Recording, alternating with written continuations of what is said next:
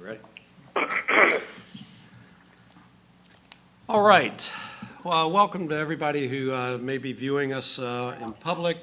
I have this meeting of the Poquoson City Council. This is a special session for Monday, April 6th. It'll be relatively short meeting as we do just a couple of housekeeping items. You will notice that things look different on your screen this evening. There is part of the city's response and being responsible for COVID-19. You can see there's just myself in chambers along with the city manager, the city clerk, and the city attorney. And city council is online and is listening and participating in this meeting online. We'll be doing that in a very formal fashion. It'll be a little bumpy, even for me, but I appreciate everybody hanging with me. So I'll call this meeting to order, and we have two items of new business only to discuss. And the first item under new business is to adopt and ratify the declaration of a local emergency issued by the Director of Emergency Management on March 13th of 2020, and then amended on March 25th of 2020. Randy, you want to? Sure. Mr. Mayor, members of council, this action before you for consideration is a ratification and declaration of local emergency. As your Director of Emergency Management, I made that declaration on the city's behalf first on March 13th, following the Governor's Executive Order 51 declaring a state of emergency in the Commonwealth, and then amended the declaration on March 25th, following the Governor's issuance of Executive Order 53, which was the executive order pertaining to the long-term school closing for the school year, the business restrictions, and that's where we knew that we were likely in for a longer duration, which is why we amended. The code allows for the director to make such declaration, provided that the declaration is considered and ratified by the governing body within 45 days of the original date. And so this is the first meeting since that declaration, and I'd ask your consideration and ratification of the declaration of local emergency. Okay, very well. With that lead in, Councilman Green, would you make a motion to move this item forward?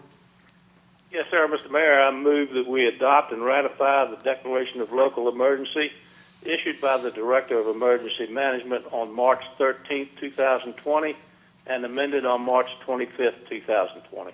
Okay. Is there anyone online that would like to roger up with a second? I second. Bud Southall. Okay, Bud Southall seconded the motion. And questions or comments on this item? I'll do the roll call. So, Evie, if you'll just call through them for comments. Certainly. Councilman Cannella. No comment. Councilwoman Andrews. No comment. Councilman Green. No comment. Vice Mayor Freeman.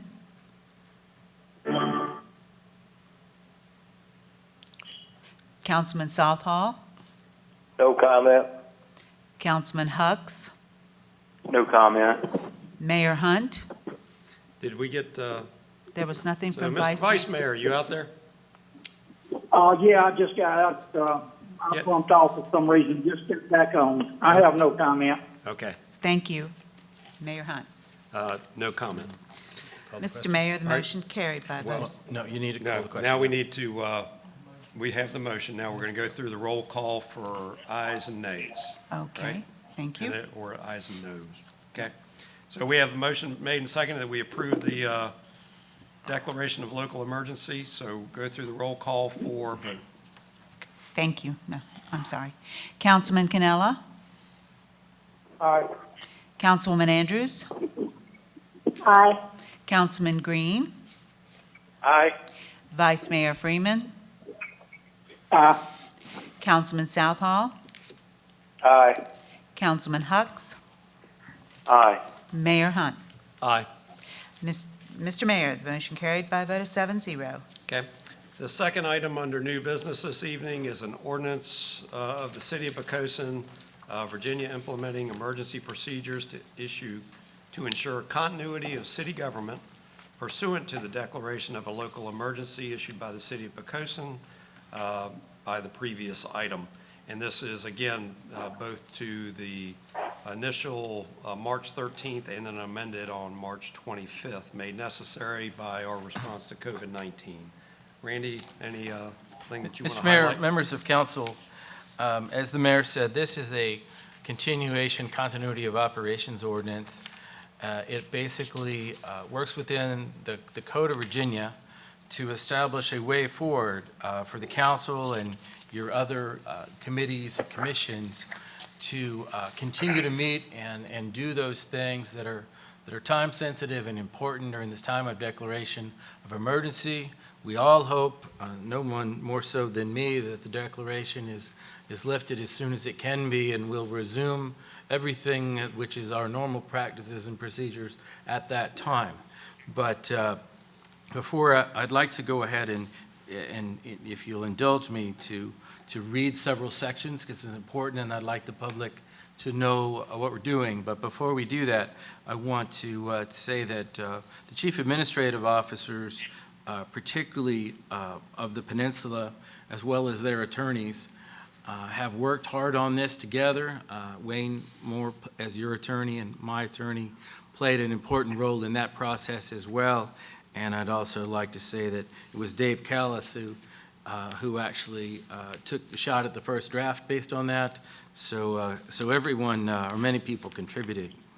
But if I could, I'll read, and I apologize, but the words are important, so I'm going to read rather than try to summarize. I won't read the whole thing, but Section 15.2-1413 of the Code of Virginia authorizes any locality to, by ordinance, provide a method to assure continuity in its government in the event of a disaster. What's different about this one than other things that we have worked through is that it continues, as opposed to a hurricane where once that passes, we're into recovery. We're still in the disaster phase. So pursuant to that, Section 2.2-3708.1A3 of the Code of Virginia provides that any public body may meet by electronic communication means without a quorum of the public body physically assembled at one location, provided three requirements are satisfied. One, that the governor has declared a state of emergency in accordance with Virginia Code. Two, that the catastrophic nature of the declared emergency makes it impractical or unsafe to assemble a quorum in a single location. And three, the purpose of the meeting is to address the emergency, and that is this evening's meeting. As previously referenced, the code then allows us to put together a framework for the continuity of government, and that's what this ordinance does. And I'll read 5 sections if I could. And for any member of the public that would like to see the entirety of this, it is posted on the city's website, where our regular agenda materials are posted. If for any reason you can't find that, feel free to call the city manager's office tomorrow, and Mrs. Inslee can direct you on how to find it. But the sections that I'd like to read specifically, picking up with Section 5, the infectious nature of COVID-19 makes it unsafe to assemble a quorum of this council in a single location or to assemble members of the public in a single location, making it difficult or impossible for this council and the city's boards and commissions to conduct meetings in accordance with normal practices and procedures. In accordance with Section 15.2-1413 of the Code of Virginia, notwithstanding any contrary provision of the law, general or special, the following emergency procedures are being presented for adoption to ensure the continuity of government during the COVID-19 local health or state health emergency. The first, that any process, procedure, or matter which requires physical presence of the public in a city building that the city manager has declared or in the future declares to be closed to the public is hereby suspended. That's the first element. Second, meetings of the council and other city boards and commissions may be held through electronic communication means without a quorum of the members physically present in the single location, provided that notice of such meetings is still given in accordance with applicable laws. Next, such meetings may be held without permitting members of the public to be physically present in a central location or in the same location as any of the council, board, or commission members, so long as an alternate arrangement for public access to such meetings are made, Such alternative public access may be electronic, including but not limited to audio, telephonic, or video. This meeting and all future meetings, assuming that the council approves this, will be covered on our local access channels on Verizon and Cox, and also posted on YouTube for folks that would like to view it that way.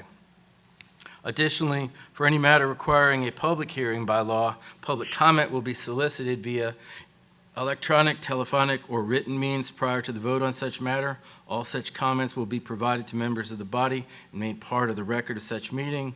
As council knows, we're going to be presenting the budget at your next meeting. At the same time, I will present a proposed plan to make sure that that public comment, that there's at least 2 ways for people to comment during the 2-week or more period where the budget is out for comment. And lastly, and this is important, even though I mentioned it once before, that the provisions of the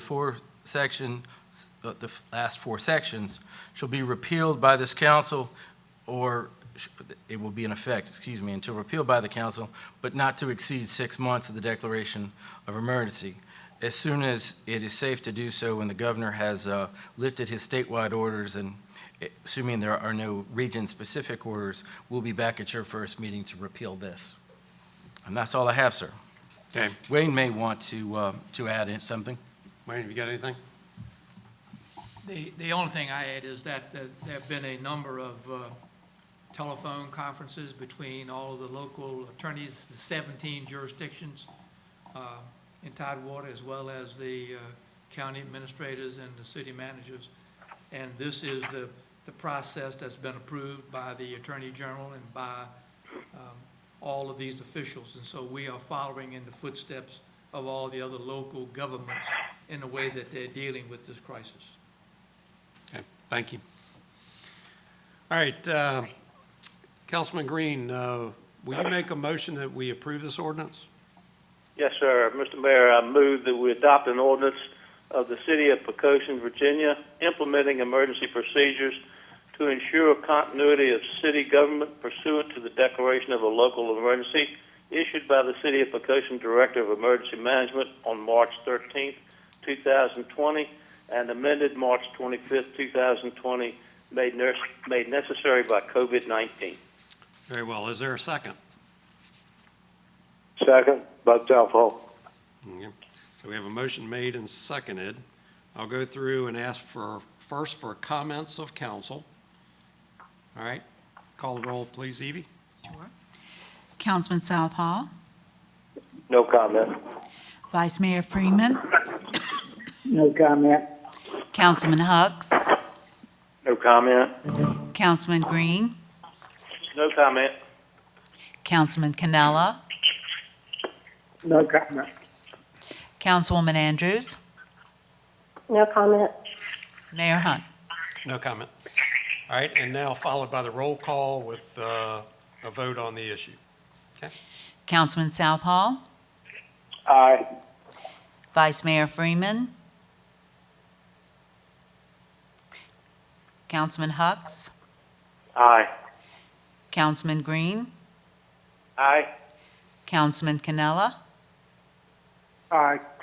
Councilwoman Andrews, Aye. Vice Mayor Freeman, Vice Mayor Freeman, I'm back on. I just got bumped off. We're voting on the motion. Yes. yes, sir. Aye. Thank you. Mayor Hunt. Aye. Mr. Mayor, the motion carried by a vote of 7-0. Okay, thank you very much, and that motion is adopted. Comments of the city manager. Mr. Mayor, members of council, just a couple of things this evening. I don't even know where to start, really, to thank all of the people that are all working together in this community to get through this unprecedented public health emergency. The city employees, the school folks, such as Josh here, that are helping us to make it happen, but all the people throughout the community that are helping each other. It is made difficult times are made much better by the folks in this community and the way they're working with each other and also with us, and I just want to say thank you for that. I did mention previously that the next meeting is the scheduled presentation of the budget. That will be next Monday at 7 o'clock. We will do a brief overview of the budget. The budget document itself will be available online for anyone that would like to see it, and then will be at least a 2-week public comment period, which will be the aspects of which will be outlined in the budget, and then we'll talk about it again next Monday as well, to ensure that we've got public participation in a process that, at least as of now, does not allow public presence in person.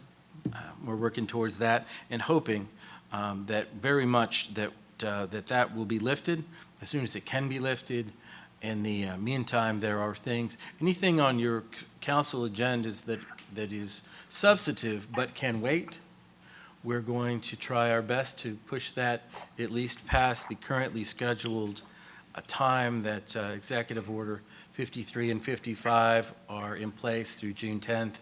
If it continues beyond that, we may begin to have difficulties, but we're trying to balance it so that only those essential things or things that are very routine are done through this new temporary format. That's all I have, sir. Okay, thank you very much. Council directives. Again, we'll go through the roll call and see if there are comments of council. Evie? Councilman Green, Just hope and pray that everyone will stay safe and well. thank you. Councilman Hucks, Thank you. I have no comment tonight. thank you. Councilman Canella,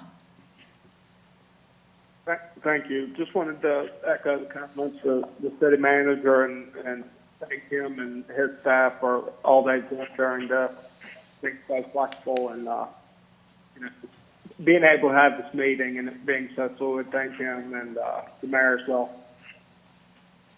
thank you.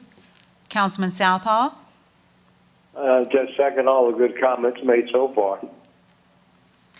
thank you. Councilwoman Andrews, Yes, I just wanted to thank all the essential employees that are out there working in all the different industries who are putting themselves at risk so that we can stay home. Everybody from the grocery stores to the banks to the restaurants to the first responders to city employees. I just really appreciate that those people are out there keeping our city running during this time. thank you. Vice Mayor Freeman, No additional comment. thank you. Mayor Hunt, Okay, I think it's basically seconding what has already been said of the good work. I will tell you, these are unique and time of high learning for us. We learned how to do a meeting in this format within the last couple weeks. We've learned how to do many things in new ways in the last couple weeks. My compliments to our city staff. Our citizens should all be proud of the job that they are doing. Though you may not see them, I can tell you that they are still here, that they are still doing their many tasks to keep the city running, and the city is running exceptionally well. We had some excellent news as far as our public safety officials, in that we are back up to full manning within the last 48 hours, as we continue to take very stringent interpretation of the need to separate or quarantine individuals when there's risk to our citizens. But none of that comes easy, and you can be proud of your city group that is making things happen despite our distance from each other. Many more phone calls are occurring behind the scenes, and I would welcome you as citizens that if you have questions or concerns or something that we're not thinking about, or you just believe we're not thinking about, please call us. Again, we're an open learning environment here. Never done this before, and we learn every day what we're doing. I want to mention just very briefly what Randy alluded to as far as the next meeting, which is coming up Monday. But then right after that, and within a few days for the next meeting, which will still be followed within the same protocol, we're going to have the budget public hearing. So again, to stress to individuals that because you can't come to City Hall does not mean that you can't participate in your city government.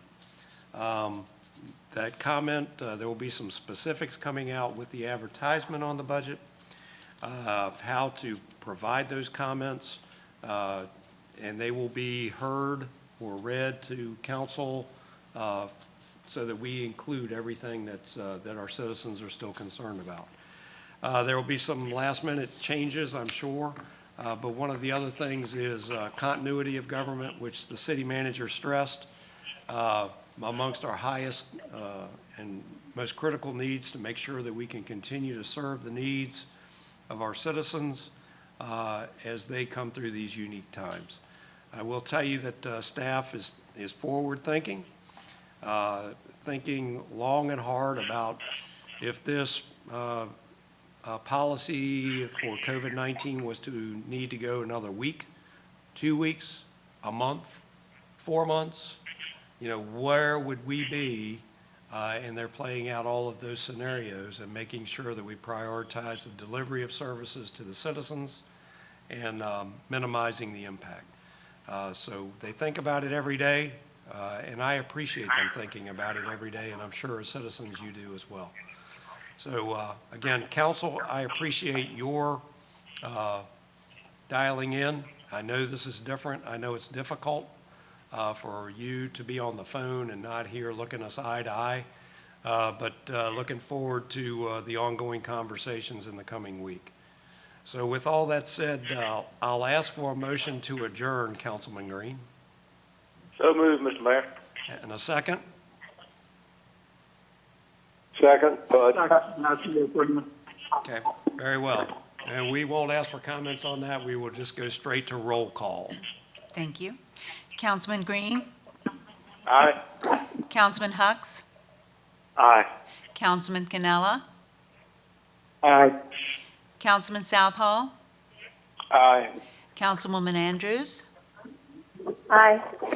Vice Mayor Freeman? Aye. And Mayor Hunt? Aye, Mr. Mayor, the motion carried by a vote of 7-0. and we are adjourned. Thank you very much.